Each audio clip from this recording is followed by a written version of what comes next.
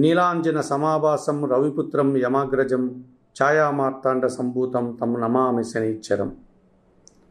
సుప్రభాతం channel ప్రేక్షకులందరికీ నమస్కారం. శని భగవానుడు కుంభరాశిలో వక్రం తొలగి కుంభరాశిలోనే సక్రమ మార్గంలో పయనించబోతున్నాడు. 2024 నవంబర్ నెల 15వ తారీఖు సాయంత్రం నుండి 2025 మార్చి 29వ తారీఖు శనివారం వరకు గల ఈ 4.5 నెలల కాలం పాటు వృషభ రాశిలో వక్రం తొలగినటువంటి శని భగవానుడు తన యొక్క సంచారాన్ని కొనసాగిస్తాడు. ఈ రకంగా శని కుంభరాశిలో ప్రయాణం చేసేటువంటి ఈ 4.5 నెలల కాలంలో ద్వాదశ రాశుల వారికి శని ఇచ్చేటువంటి అనుకూల ఫలితాలు, ప్రతికూల ఫలితాలు ఎలా ఉన్నాయి అనే విషయాన్ని ఇప్పుడు మనం తెలుసుకోబోతున్నాం.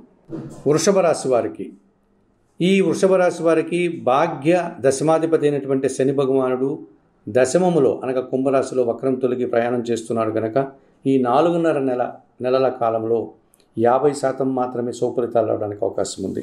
అనగా శని యోగం 50%, శని ప్రతికూలత వారికి 50% మిశ్రమ ఫలితాలు వచ్చేటువంటి పరిస్థితి కనిపిస్తుంది. వృత్తి, ఉద్యోగ, వ్యాపారాల్లో విపరీతమైనటువంటి పని భారము, శ్రమ, అలసట అధికమవుతాయి. కొన్ని సందర్భాల్లో ఆ శ్రమకు, ఆ పనికి వారికి తగిన గుర్తింపు లభిస్తుంది. కొన్ని సందర్భాల్లో గుర్తింపు లభించినటువంటి పరిస్థితులు కూడా వారు ఎదుర్కోక తప్పదు. అలాగే వారి కింద పనిచేసే పని వారి యొక్క సహకారం కూడా 50% అనుకూలంగా ఉంటుంది. వ్యవసాయ రంగంలో కానీ పరిశ్రమల్లో కానీ వారికి అనుకూలత 50% మాత్రమే కనిపిస్తుంది.